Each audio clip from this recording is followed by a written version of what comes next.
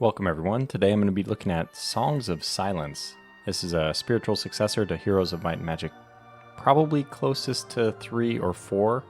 It does allow you to control your heroes on the battle, so that's one of those distinguishing features between different versions of HOMM.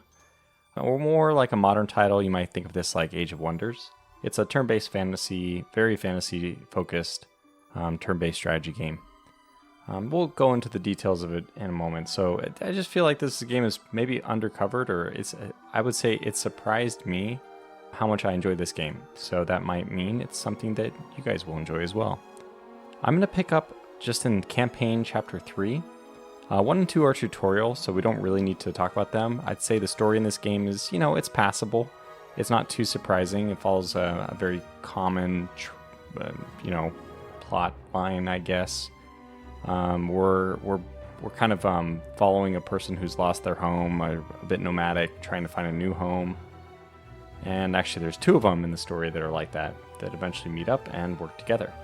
Well, I've already spoiled quite a lot, sorry, but I don't feel that the story is going to be the reason you play it. But having a story, having like the narrative, does make this game, I think, a little bit better, because having that objective-driven gameplay that's like narrative-driven, I find that very appealing. Silence far behind, Lorelei and Hauser lead their people through the snaking mountain passes into a lush, verdant land.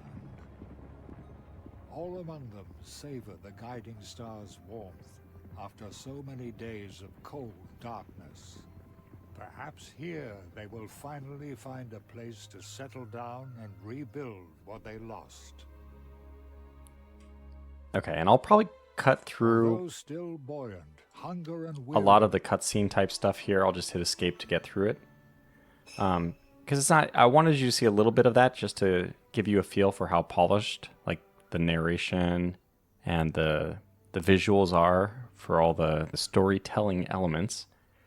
But at the same time, that's not really the reason why I'm playing it. It's just a nice added bonus. First thing I'm going to do here is, just to very, very, very basic mechanics.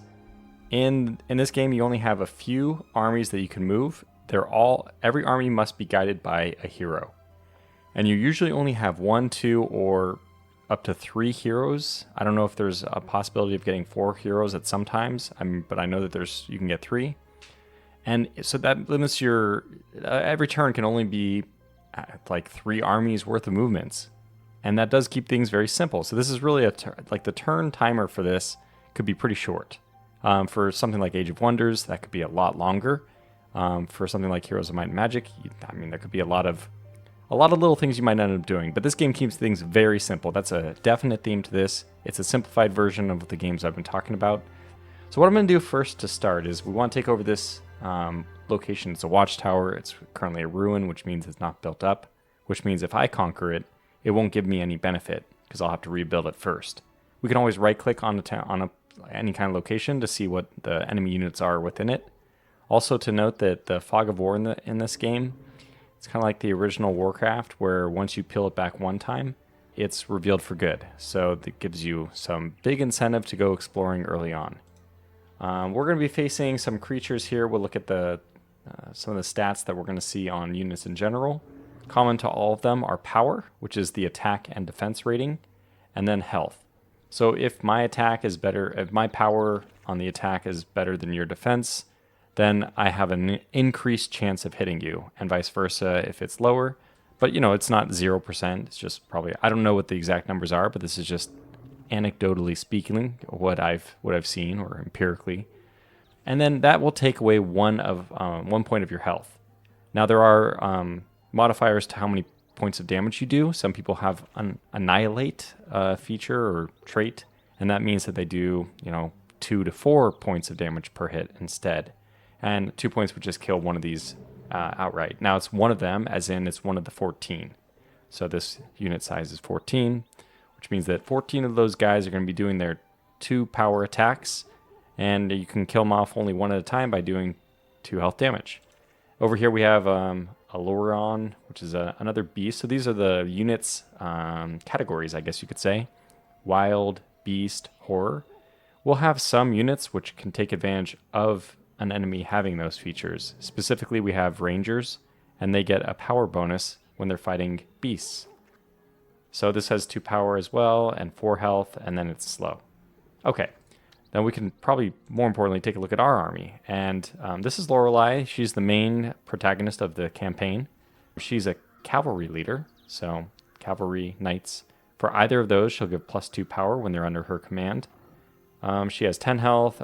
8 is already currently including the additional +2 that she is giving herself. I find that a little bit interesting that a leader can lead herself that way, but it probably makes the mechanics really easy to calculate under the hood, so I have no real opposition to it. She also has devastating charge. She has armor. She moves fast and unwavering 3. Oh yeah, there is fear. I don't think it plays that big of a role in this game, but there is fear and runaway and courage, unwavering type mechanics. We also have only 1 unit under us right now, which is Ironsworn, 9/7. So you can see that their attack is actually higher than their defense because they have this accurate, which only modifies positively the attack side of the power. 1 armor, fast, devastating charge 3. Anyways, that's this army. It's only 2 units because the 3 in the back are refugees. Those are carryover from the previous 2 missions. We also have, Hauser here, and he has 2 units as well. One of them, so he has faith, or believers. Celestial and believers are the things that he adds bonuses to as a leader. And these are believers over here, the Acolytes of Wrath. But the Hearthguard are actually probably better suited for Lorelei's army. We're going to actually transfer all of those over to Lorelei because in this game, you're only going to fight with 1 army at a time. It's not something where you can, use more than 1. So we'll kind of arrange things in, how about this way, so that our ranged unit is protected. We'll have charging going from both the top and the bottom. And Hauser's just going to sit here by himself because we can't make use of his army, so he might as well lend his troops so that we have an easier victory. And let's get into combat. Combat, it's auto battle. We don't control anything. Units go off with their own AI. I think that's really cool. It reminds me actually a lot of Dominions. The one thing you can do, which is definitely an homage to, or really this is pulled out of the playbook from many games, but definitely of Heroes of Might and Magic, is that you can cast spells. So that's the one way we can interact with the battlefield. We have here call reserves. I will call reserves, but we're only calling up those refugees. That's not fantastic, but they do have a ranged attack, so it's it's not totally useless. And then here's one which is actually more of an ability, the cavalry charge. So we can play this and we will run through any, wherever we are, it'll throw, each cavalry will draw a direct line to the center of this circle. And any unit that they move through to get there, they will do a 5 power attack to, whether it hits or not. And that's up to some hidden rolls. But so we have 1 unit down here. If we did something like this, all of those guys would charge to this group down here. I kind of want to get rid of the accurate people first. I mean, the ones with the damage rebound, which is the ones on the top and here, because my Ironsworn on the top have accurate, which negates. Show it to me. Yeah, it negates the reflect damage. Do these guys also reflect damage? No. Yeah, so let's get rid of the reflect damage with our cavalry as quickly as possible. Kind of scattered them around, actually. Didn't do as much as I was hoping. And one other thing typically you can do is right after you do a cavalry charge, you have all your units together. You can play this Divine Spark, which heals some units and even has a chance of raising some of them from the dead. Okay, so we do that, and these guys are coming over, so hopefully we finish this quickly because we got a new foe to vanquish. All the while, our ranged units are attacking. Anyway, we can speed this battle up. That's definitely going to be a victory for... Oh, look at that. We even got a second heal in, which I didn't expect us to get. So, there we go. Another quote-unquote bloody victory. We gain some money, we get some experience, and Lorelei starts to advance from level 4, getting closer to level 5. Casualties, it does look like we did lose 2 Hearthguards. They're a pretty weak unit, so it's not surprising that we lost any there. And we eliminated all of the opposing force. Now that we're in here, we have our resources on the top left. This does have the nice duality, very typical of all the Total War type games, where you have your strategic map and then your tactical map. So we have our strategic resources, gold, building material, and then mana, or I guess it's called divine favor, but these are very familiar to us, right? You have your money, your building stuff, and then your resources, and then your mana. So it requires 30 something, 34 building material for us to rebuild this. And we're going to go ahead and do that. So the tower is useless to us, and actually we can't interact with it. We own it for the moment just because we're stationed here. But if it's a ruin, nobody can really own it. So once we walk away from it, it's no longer under our control. That's not the case if we rebuild it. So now this actually becomes part of our empire, I guess, or our territory. So it's a city that we can come back to. If an enemy wants to move through it, they have to attack and take it. It may at some point, especially because it does have the garrisoned 1. You can see right there, garrison 1 trait. That means that it will have a chance of spawning up to 1 garrison unit. As garrison 2 and 3 would be 2 or 3. Yeah, so it'll eventually have some kind of defense in it, which means it won't be completely defenseless. It won't matter too much. I've already played this campaign, so I know that we don't really have to worry about that one being taken. Another mechanic, I'm just going to try to blow through these quick tutorializing. What we can see is that my movement icon has changed to a foot with some dust behind it, and that is when you exceed half of your total max movement. You go from marching to I don't know, it would be like a forced march or a hurry.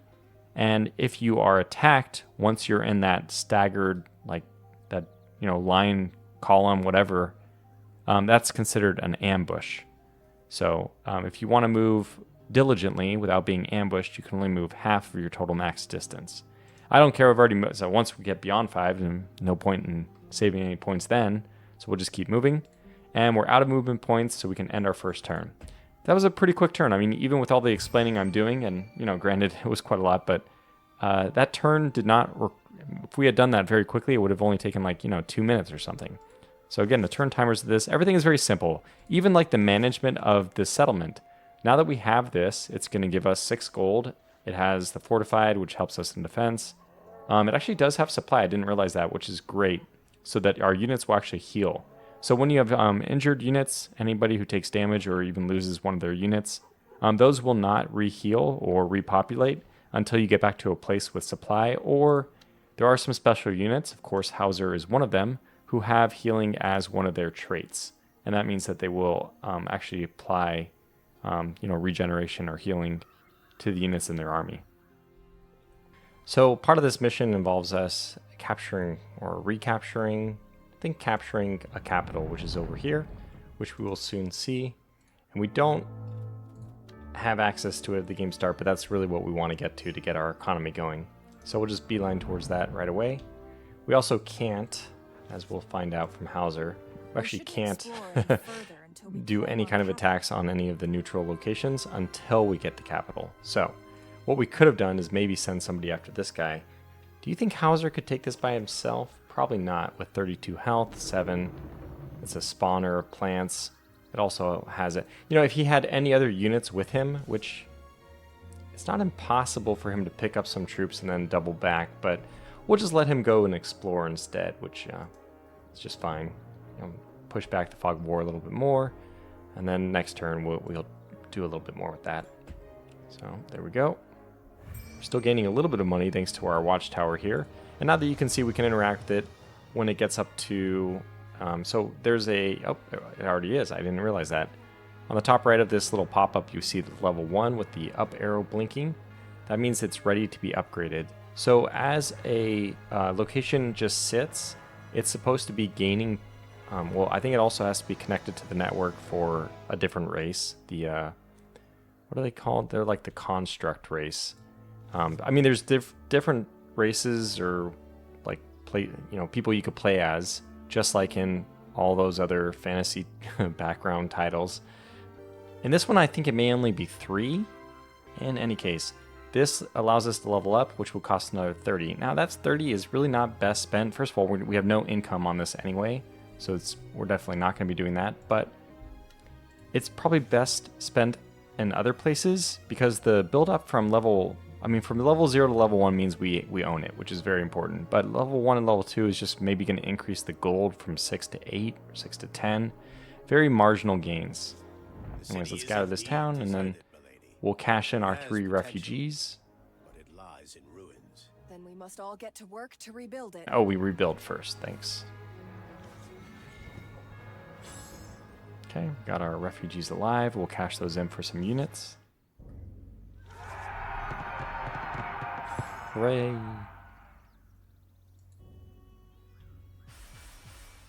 Okay, so because we cashed our 3 refugees in, we got 3 new units. Refugees from Erengard are now safe. Most battle-hardened have joined our army.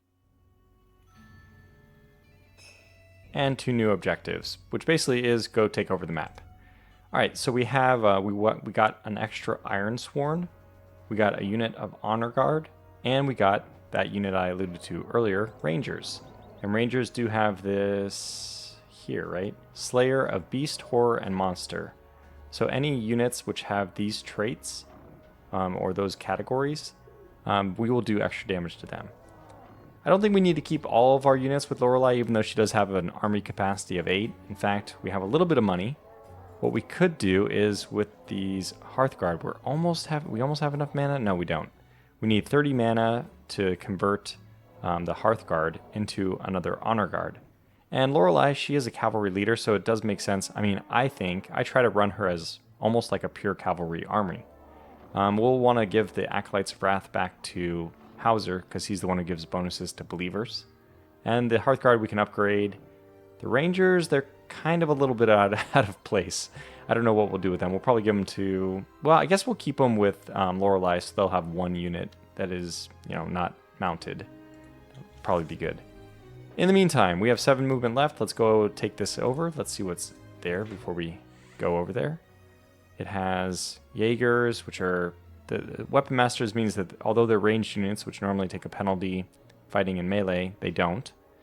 Some weak cavalry who are cowards, and then some rogue infantry. This should be an easy fight for us, but we might as well do our due diligence and move our units into more appropriate fighting positions. We'll give these acolytes back at the end of this battle, but for now we might as well keep them because we'll be moving closer to Hauser anyway, so he can pick them up in a second. So we'll do our charging. Hearthguard are very good against cavalry, so that they should get a +2 power bonus there. We will do our charge in a second. It may actually be worth... Well, it looks like they're running away. But it may actually be worth charging these guys, because they are pretty potent. Let's do that. And then we'll quickly heal... We want to heal? Yeah, I think we will heal our cavalry. It's a lot of cavalry we just brought in there, and then we're going to pick off the remainder of the Jaegers. Were those called Jaegers? I forget. I mean, they're essentially Jaegers. So we win the battle. Great. More money, more experience, and more gold. And one thing I didn't point out, which I should have, is that when you capture gold from these battles, it doesn't immediately get spent or sent into your treasury. It actually appears as a loot wagon, and your reserves is like your, I don't know, your army train. So we actually have to take this with us until we get to a place that has storage. Of course, the capital is going to have storage. So storage is, a place where gold is stored in this loot wagon can be added to the funds. Great. Okay, so we did that, and let's give Hauser back his people, which I think, again, is just going to be these guys for now. Hauser has an ability to spawn archers. I just don't think that by itself is sufficient. So we'll probably wait a little bit before we get him involved in combat. Or we'll give him some Hearthguards or something. I mean, he may... if we give him the Hearthguards here, that especially because they aren't going to heal on their own, that might be enough for us. Then we could just, stay really far in the back. Okay, we'll do it this way. And we could, if we wanted to, risk a battle here against a pretty weak force. Okay, let's do it. Can we side skirt this? Yes. And now get to them. Great. We'll see if we win this one or not. Hopefully our poor Hearthguard, which are not in great shape, don't take damage here. Oh, we also have Summon Luminance, or, yeah, Divine Intervention. That's going to be very useful as well. He actually has a Summon as well. They're charging. Let's try to get in the way. I'll preempt where they're going to be. Oh, good. So we finished those guys off. Doesn't look like we took any damage. Our infantry is actually doing a great job getting like fighting from the front. And we are summoning quite a force of archers in the meantime. Again, we're going to try to minimize the damage to our Hearthguard, so we'll try to get these spawned people in there so that they can take the damage instead of the Hearthguard. It looks like it's working. The Luminant Archers are actually doing a fantastic job. And now we can put some people right onto the boss, their hero himself. Doesn't look great. Alright, finally. I'm not sure if he'll spawn units while he's being attacked, but looks like victory is at hand. There it is. Okay, so now Hauser now as well is gaining levels. In fact, he's only at level 2, so he could probably stand to get a lot of improvements. And he'll level up over time. Okay, after a battle, we don't have any movement points left. There are relics which do allow you to move after combat, which is another thing I haven't really covered, but just like those loot wagons, you can have something which looks like a loot wagon, but it calls itself a relic, and that's just like a special ability for your army. The thing I want to get next is this, because the mine is going to give us a lot more income as far as building materials go, and as we can see, everything's getting prosperity. We have this, which is a ruin, and which also needs building material, and this is waiting to be upgraded with building material, so it's pretty clear to us what we need to do. Let's just do a quick look and see. Okay, it's got cavalry on the top and very weak infantry on the bottom. Fine. So what do we want to do? We can have our cavalry and theirs meet, and then our cavalry go after that. So we'll see how that goes. I already turned 4. I mean, we're just blowing through this, right? Normally it would take me forever to get these things done. Yeah, Lorelei did take some damage there for sure. But once the devastating charge is over, it should be much harder for them to hurt her, because I think she does have armor. Zoom in. Can I get her? There. Yeah, she has armor too, which they negate in their initial charge, unfortunately, but after that, we should be in good shape. We are finishing off these guys. Let's actually just do a cavalry charge over here to help out Lorelei. And then we can also do a heal, since all our units are now there. And that should take care of things a little bit faster. And that's that. Very good. Now we'll just charge, devastating charge the rest of these forces. And that should be that. Good. So a solid victory. We're not this first part, again, this is only chapter 3.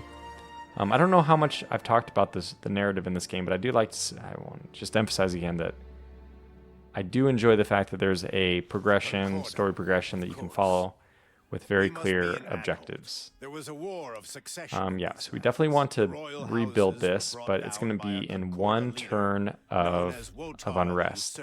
You can get around that if you choose to play your strategy cards. So these are called cards, but they're really just abilities. It's not a card game. But every location has one upgrade slot, which we can see location upgrade on the top of this little pop-up. This one also has location upgrade. You know, they all have location upgrades. It's only one, but those location upgrades they come from your hero's abilities on the strategic map. So Hauser has an ability called Golden Temple 1, which allows him to play this, and that means this will become that location's sole upgrade. And this one will give us extra mana and also +1 supply. Supply helps us with the healing. It also allows us to recruit Acolytes of Wrath there. And yeah, I mentioned this, but placing a building immediately ends the unrest state. So that means we would actually get income from this mine this turn. We're not going to do that, but I mean, that's in theory what would happen. Oh, and here we go. Speaking of relics, there's a relic. This one helps us in sieges, which is not particularly important for us. It's one of I would say, the least powerful relics. But this looks like an army we'll be able to take ourselves. I say hesitantly. I definitely think we want our units in the back. Again, same kind of plan as last time. We should survive, but I don't know how many casualties we're going to take. The gods are smiling down on us.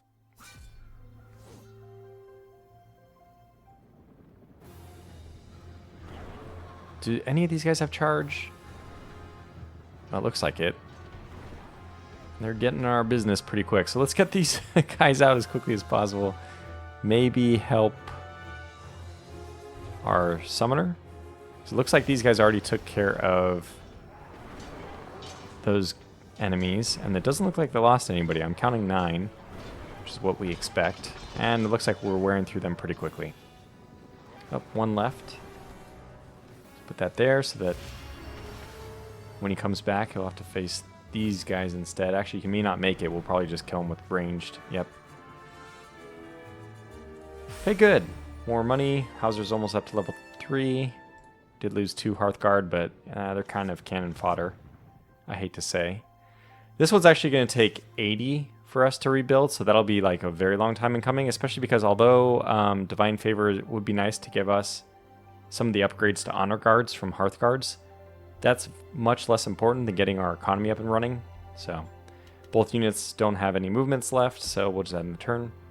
We are playing it a little fast and loose because I know we can, that we've left our capital completely undefended. Oh, it does look like it spawned 1.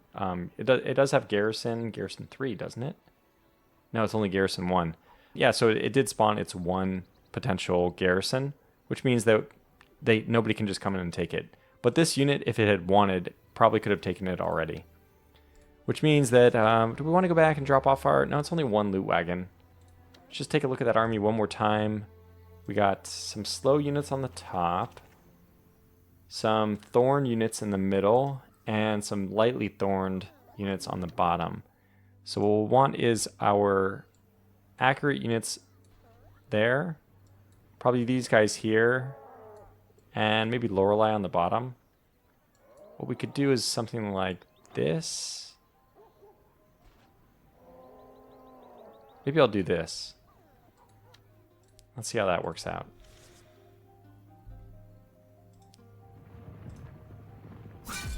Okay. It does have some loot wagons we can loot afterwards. But this is perfect because our accurate units won't take any reflective damage. So it's good. We have to be a little careful about our cavalry charge here. I kind of want them to stay where they are for a little bit. We'll do it now. Just try to get through these guys. Yeah, it didn't work all that well. Heal them, because I mostly want the ones who are down here, the Iron Sworn, to be taking care of the units with reflect damage, since they won't take the reflected damage. We'll probably get a little bit of casualties about that now. One of these cards, by the way, is Retreat, but I've never used it. There might be situations where you want to save units, but I've never had a situation like that, so... Alright, another victory. Lorelei's gaining more experience, which is great. We got a lot of loot wagons we can loot, cash in. You're over here. I guess we'll have you come back and stay here for now. I don't think there's any reason. So we do want to rebuild this one as well. Did I rebuild this? See, that was a mistake. Oh, yeah, I did. Okay, good. So that one's built up. Good. And this one's going to cost 50, which we actually have the ability to do right now. Actually, the capital is pretty close to leveling up too. I'm still going to do this just so we get resources a little bit faster. And what does that give us? It gives us 5 money and 3 building material. Not super great. Pretty low income. But, I mean, something is better than nothing. End the turn. I've said it 1,000 times already, but I feel like it's a really special thing to have a game which a turn can pass so quickly that they've simplified it out. I mean, it's actually, in some ways, it's easy to make really complicated games. You know, just add a lot of... It's a real difficult decision to make a game which doesn't have that has like a stripped down to absolutely what you want and nothing more. Well, poor Lorelei probably has some forces besides 284. We can see how much money they're carrying with them. Wow, a lot. 571. What else do we want to do here as well? Yeah, that's right. With the extra money, it's a good time for us to upgrade. Oh, we don't have... Wait, we need to wait one more turn, but we can get another Iron Sworn, which I will do, because we're still short of a full army. No benefit from being, you know, under strength like that. Might as well get as many units as possible. So I'll also put another Hearthguard in the back. I don't need to have them. I mean, we might as well have them here for now, but really all I want them for is the ability to change them into an honor guard.